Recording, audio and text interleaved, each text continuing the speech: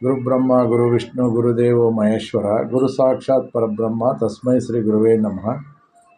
So ಈ ದಿನ ಶಿಕ್ಷಕರ ದಿನಾಚರಣೆ ಮತ್ತು ಗೌರಿ ಗಣೇಶದ ಶುಭಾಶಯಗಳು ಕರ್ನಾಟಕ ಸಮಸ್ತ ಜನಗಳಿಗೆ ನಮ್ಮ ಕಡೆಯಿಂದ, ಪ್ಯಾರಡೈಸ್ ರೆಸಿಡೆನ್ಷಿಯಲ್ ಸ್ಕೂಲ್ ಕಡೆಯಿಂದ.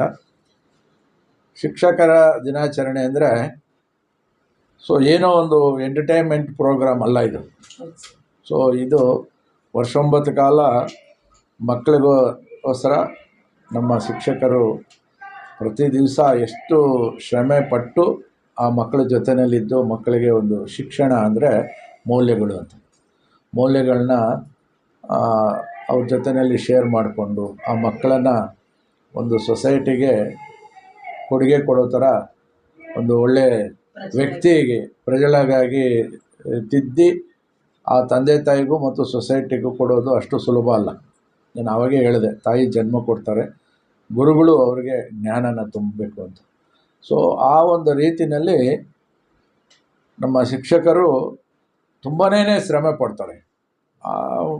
ಇದರಲ್ಲಿ ನಮ್ಮ ಸರ್ವಪಲ್ಲಿ ರಾಧಾಕೃಷ್ಣ ಅವರು ಏನು ಮಾಡಿದ್ದಾರೆ ಅಂದರೆ, ಅವರು ಒಬ್ಬ ಶಿಕ್ಷಕರಾಗಿ ದೇಶಕ್ಕೆ ಒಳ್ಳೆಯ ಕೊಡುಗೆ ಕೊಟ್ಟಿರುವಂಥವರಾಗಿ ಅವರು ಒಂದು ಬರ್ತ್ಡೇನ ಸೆಲೆಬ್ರೇಟ್ ಮಾಡೋಕ್ಕೆ ಹೋದರೆ, ಈ ಬರ್ತ್ಡೇನ ನಾನು ಟೀಚರ್ಸ್ ಡೇ ಅಂತೇಳಿ ಸೆಲೆಬ್ರೇಟ್ ಮಾಡೋಣ ದೇಶ ಅಂತೇಳಿ ಅವರು ಶಿಕ್ಷಕರ ದಿನಾಚರಣೆ ಅಂಥೇಳಿ ಇದನ್ನು ಅವರು ಕೊಟ್ಟಿರುವಂಥ ಕೊಡುಗೆ ಇದು.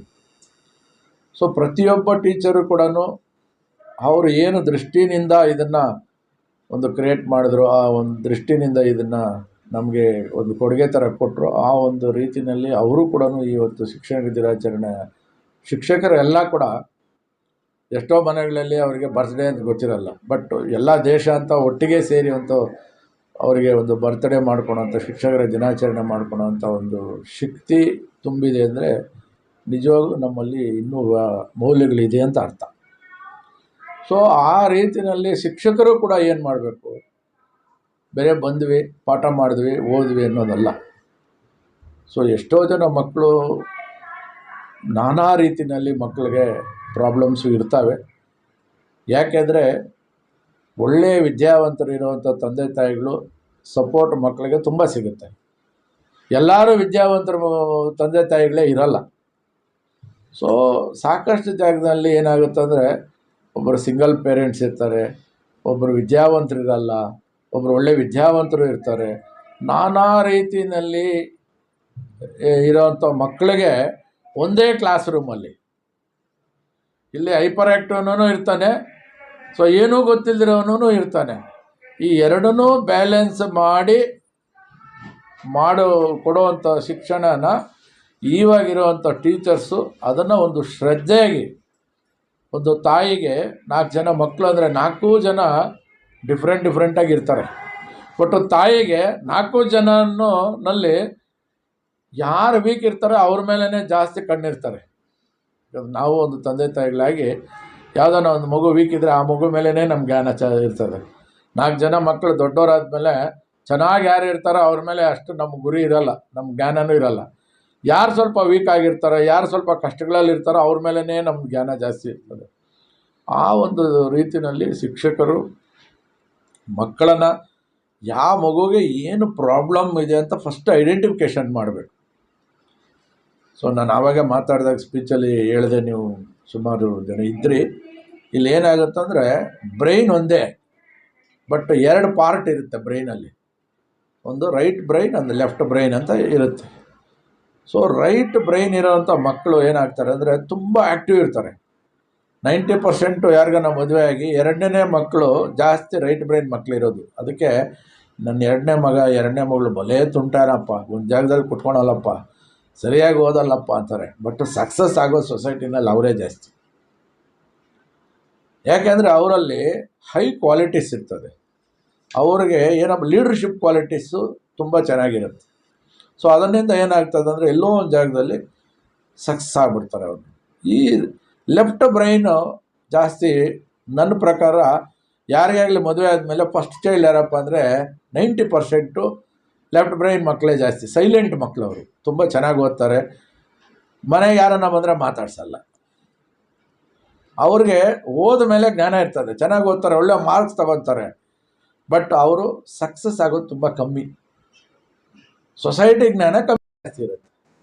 ಸೊ ಅದರಿಂದ ನಾನು ಈ ಒಂದು ಟೀಚರ್ಸ್ ಡೇಗೆ, ಒಂದು ಶಿಕ್ಷಕರ ದಿನಾಚರಣೆ ದಿವಸ ನಾನು ಕರ್ನಾಟಕದಲ್ಲಿ ಇರೋವಂಥ ಎಲ್ಲ ಟೀಚರ್ಸ್ಗಳಿಗೂ ಮನವಿ ಏನು ಮಾಡ್ತೀನಿ ಅಂದರೆ, ಫಸ್ಟು ಅವರಿಗೆ ಪ್ರಾಬ್ಲಮ್ ಏನು, ಲೆಫ್ಟ್ ಬ್ರೈನ್ ಚೈಲ್ಡಾ ರೈಟ್ ಬ್ರೈನ್ ಚೈಲ್ಡಾ ಐಡೆಂಟಿಫಿಕೇಷನ್ ಮಾಡಿ ಯಾವ ಸಂಸ್ಥೆಯಲ್ಲಿ ವಿದ್ಯಾಭ್ಯಾಸನ ಕೊಡ್ತಾರೋ ಅಲ್ಲಿ ಸಕ್ಸಸ್ಸು, ಸಂಸ್ಥೆನೂ ಸಕ್ಸಸ್ ಆಗುತ್ತೆ, ಟೀಚರ್ಗೂ ಸ್ಯಾಟಿಸ್ಫ್ಯಾಕ್ಷನ್ ಆಗುತ್ತೆ, ತಂದೆ ತಾಯಿಗೂ ಸ್ಯಾಟಿಸ್ಫ್ಯಾಕ್ಷನ್ ಆಗುತ್ತೆ. ಆ ಒಂದು ರೀತಿಯಲ್ಲಿ ಅವ್ರು ಐಡೆಂಟಿಫಿಕೇಷನ್ ಮಾಡಿ ಮಕ್ಕಳಿಗೆ, ತುಂಬ ಚೆನ್ನಾಗಿ ಓದುವಂಥ ಮಕ್ಕಳಿಗೆ ಲೀಡರ್ಶಿಪ್ ಕ್ವಾಲಿಟಿ ಕೊಡಬೇಕು.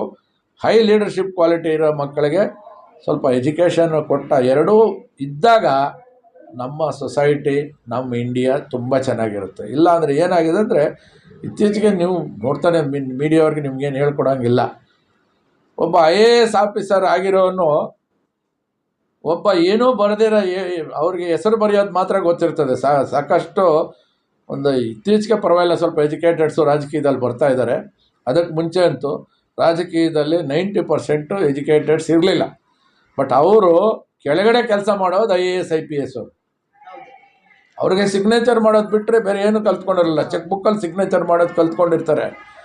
ಬಟ್ ರೂಲ್ ಮಾಡೋದು IAS IPS ಅವ್ರನ್ನ ಡಿಸ್ಟಿಕ್ ಒಬ್ಬ ಕಲೆಕ್ಟರ್ ಅಂದರೆ ಕಲೆಕ್ಟರ್ ಇವ್ರ ಅಂಡ್ರಲ್ಲಿ ಕೆಲಸ ಮಾಡಬೇಕು. ದೇಶ ಎಲ್ಲಿ ಚೆನ್ನಾಗಿರುತ್ತೆ? ದೇಶನ ಸುಭದ್ರವಾಗಿ ನಮ್ಮ ಇಂಡಿಯಾನಲ್ಲಿ ಇರೋವಂಥ ರಾ ಮೆಟೀರಿಯಲ್ ಆಗಲಿ, ಇಂಡಿಯಾನಲ್ಲಿರೋವಂಥ ಫಾರ್ಮರ್ಸ್ ಆಗಲಿ, ಇಂಡಿಯಾನಲ್ಲಿ ಇಲ್ದಿರೋದು ಯಾವ ದೇಶದಲ್ಲೂ ಇಲ್ಲ. ಇಲ್ಲಿ ನಿಮಗೆ ಏನು ಇಜ್ಜಲಿಂದ ಹಿಡ್ಕೊಂಡು ಚಿನ್ನವರೆಗೂ ಸಿಗುವಂಥ ದೇಶ ಯಾವುದಪ್ಪ ಅಂದರೆ ಇಂಡಿಯಾನೇ. ಇಲ್ಲಿ ಸ್ಟೇಟ್ ವೈಸ್ ಸಾಯಿಲ್ ಇದೆ, ಸ್ಟೇಟ್ ವೈಸ್ ಫಾರ್ಮರ್ಸ್ ಇದ್ದಾರೆ, ಸ್ಟೇಟ್ ವೈಸ್ ಕಷ್ಟಪಡುವಂಥ ಜನನೂ ಇದ್ದಾರೆ. ನಮ್ಮದು ಬೇರೆ ಕಂಟ್ರಿಗೆಲ್ಲ ಲೆಕ್ಕ ಹಾಕೊಳಕ್ಕೆ ಹೋದರೆ ಅಮೇರಿಕನ್ ಡಾಲರ್ಸ್ಗೂ ನಮಗೂ ಎಷ್ಟಪ್ಪ ಅಂದರೆ 100 ಅಂತ ಡಿಫ್ರೆನ್ಸ್. ನಮ್ಮದು 100 ರೂಪಾಯಿ ಕೊಟ್ಟರೆ ಅವ್ರು 1 ರೂಪಾಯಿ ಅಂದರೆ ನಾವು ಇನ್ನೂ ಎಲ್ಲಿದ್ದೀವಿ ಅಂದರೆ 100 ಪಟ್ಟು ಡಿಫ್ರೆನ್ಸ್ ಇದ್ದೀವಿ.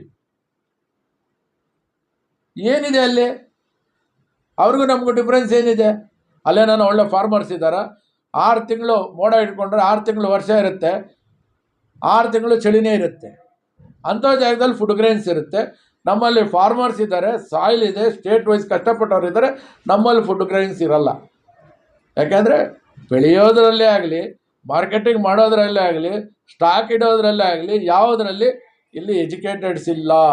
ಎಜುಕೇಟೆಡ್ಸು ಯಾವತ್ತು ದೇಶನ ರೂಲ್ ಮಾಡ್ತಾರೋ ಆವತ್ತು ಇಂಡಿಯನ್ ಕರೆನ್ಸಿ ನಂಬರ್ 1 ಪ್ಲೇಸಿಗೆ ಬರುತ್ತೆ. ನಮ್ಮ ಕರೆನ್ಸಿ ಯಾವಾಗ 100 ರೂಪಾಯಿ, 1 ರೂಪಾಯಿ 100 ರೂಪಾಯಿ ಕೊಟ್ಟು ಅವ್ರು ತೊಗೊತಾರೋ ಆವಾಗ ನಮಗೆ ಒಂದು ಒಳ್ಳೆ ಬೆಲೆ ಬರುತ್ತೆ. ಅದು ಮಾಡಬೇಕಾದ್ರೆ ನಮ್ಮಲ್ಲಿ ಇನ್ನೂ ಶಿಕ್ಷಣದಲ್ಲಿ ಇನ್ನೂ ಮಕ್ಕಳಿಗೆ ತುಂಬ ವ್ಯಾಲ್ಯೂಸ್ ಕೊಡಬೇಕು. ಯಾಕೆ ನಿಮಗೆ ಇದೆಲ್ಲ ನಾನು ಹೇಳ್ತಾ ಇದ್ದೀನಪ್ಪ ಅಂದರೆ, ನಾನು ಇತ್ತೀಚೆಗೆ ಒಂದು 5-6 ವರ್ಷದಿಂದ ನೋಡ್ತಾ ಇದ್ದೀನಿ, ಸಾಕಷ್ಟು ಜಾಗದಲ್ಲಿ ಒಳ್ಳೊಳ್ಳೆ IAS IPS ಆಫೀಸರ್ಗಳು ಸೂಸೈಡ್ ಮಾಡ್ಕೊಂಡ್ಬಿಡೋದು. ಅವ್ರನ್ನ ತಯಾರು ಮಾಡಬೇಕಂದ್ರೆ ತಂದೆ ತಾಯಿ ಎಷ್ಟು ಕಷ್ಟಪಟ್ಟಿರ್ತಾರೆ, ಶಿಕ್ಷಕರು ಎಷ್ಟು ಕಷ್ಟಪಟ್ಟಿರ್ತಾರೆ. ಒಂದು IAS ಆಫೀಸರ್ನ ತಯಾರು ಮಾಡಬೇಕು, ಒಂದು IPS ಆಫೀಸರ್ನ ತಯಾರು ಮಾಡಬೇಕಂದ್ರೆ ಈ ಕಷ್ಟ ಮನುಷ್ಯನಿಗೆ ಬರೆದಿರೋ ಇನ್ಯಾರು ಬರುತ್ತೆ? ಅದಕ್ಕೆ ಹೋಗಿ ಇದು ಸೂಸೈಡ್ ಮಾಡ್ಕೊಂಬಿಡೋದು ಅಂದರೆ ಎಲ್ಲೋ ಒಂದು ಜಾಗದಲ್ಲಿ ನನಗೆ ಗೊತ್ತಿರೋ ಪ್ರಕಾರ ಶಿಕ್ಷಣದಲ್ಲಿ ವ್ಯಾಲ್ಯೂಸ್ ಕಡಿಮೆ ಆಗ್ತಾಯಿದೆ. ಅಪ್ಪ ಅಮ್ಮ ಹೊಡೆದ್ರೆ ಸೂಸೈಡ್ ಮಾಡ್ಕೊಂಬಿಡೋದು, ಟೀಚರ್ ಹೊಡೆದ್ರೆ ಸೂಸೈಡ್ ಮಾಡ್ಕೊಳೋದು ಅಂದರೆ ಭಾರತ ದೇಶಕ್ಕೆ ಬೆಲೆ ಎಲ್ಲಿದೆ? ನಾವೇನು ಏಟುಗಳು ತಿಂದಿಲ್ವಾ? ನಮಗೂ ಟೀಚರು ಹೊಡೆಯೋರು, ಮನೆಗೆ ಹೋದರೆ ಆ ತಂದೆ ತಾಯಿನೂ ಹೊಡೆಯೋರು. ಹಿಂಗೆ ಇಟ್ಕೊಂಡ್ರೂ ಹೊಡೆಯೋರು, ಹಿಂಗೆ ಇಟ್ಕೊಂಡ್ರೆ ಹೊಡೆಯೋರು. ಸಾರ್, ಎರಡು ಕಡೆ ಏಟು ತಿನ್ನೋರು. ಏನನ್ನ ಅಪ್ಪಿತಪ್ಪಿ ಮನೇಲಿ ಬಂದು ಟೀಚರ್ ಹೊಡೆದ್ರು ಅಂದರೆ ತಂದೆ ತಾಯಿನ ಹಿಡ್ಕೊಂಡು ಹೊಡೆಯೋರು. ಯಾಕಂದರೆ ಆ ಟೀಚರ್ಗಳ ಮೇಲೆ ಇರುವಂಥ ಗೌರವ. ಇವಾಗ ಏನಾಗಿದೆ ಅಂದರೆ ಒಂದೊಂದು ಮಗು 2 ಮಗು ಇಟ್ಕೊಳೋದು, ಮನೆಗೆ ಹೋದ ತಕ್ಷಣ ಫಸ್ಟು ಏನು ಹೇಳ್ಕೊಟ್ರು ಅನ್ನೋದಕ್ಕೆ ಬಿಟ್ಬಿಟ್ಟು ನಿಮ್ಮ ಟೀಚರನ್ನು ಬೈದ್ರಾ, ನಿಮ್ಮ ಟೀಚರನ್ನು ಹೊಡೆದ್ರಾ, ಇದನ್ನು ಕೇಳೋದು ಪೇರೆಂಟ್ಸ್ ಕೂಡ ತುಂಬ ಮಿಸ್ಟೇಕ್ಗಳು ಮಾಡ್ತಾಯಿದ್ದಾರೆ. ಅದರಿಂದ ನಾನು ಪ್ರತಿಯೊಬ್ಬರಿಗೂ ನಮ್ಮ ಸಿನ್ಸಿಯರ್ ರಿಕ್ವೆಸ್ಟ್ ಏನಪ್ಪ ಅಂದರೆ, ಟೀಚರ್ಸ್ಗೆ ತುಂಬ ವ್ಯಾಲ್ಯೂ ಕೊಡಬೇಕು. ಟೀಚರ್ಸ್ ಕೂಡ ಈ ಸೊಸೈಟಿನ ತಿದ್ದಬೇಕು. ಈ ಸೊಸೈಟಿಗೆ, ನಮ್ಮ ಇಂಡಿಯಾಗೆ ಒಂದು ಒಳ್ಳೆ ಬೆಲೆ ಬರುವಂಥ ದೇಶ ಮಾಡಬೇಕಂದ್ರೆ ನಮಗೆ ನೆಕ್ಸ್ಟ್ ಜನರೇಷನ್ನು ಲೀಡರ್ಸ್ ತಯಾರಾಗಬೇಕು. ಒಳ್ಳೆ ಲೀಡರ್ಸ್ ಎಲ್ಲಿರ್ತದೋ ಅಲ್ಲಿ ಸುರಕ್ಷವಾಗಿ ದೇಶ ಚೆನ್ನಾಗಿರುತ್ತದೆ. ಯಥಾ ರಾಜ ತಥಾ ಪ್ರಜಾ ಅಂತ ನಮ್ಮಲ್ಲಿ ಮುಂಚೆ ಹೇಳ್ತಾರೆ.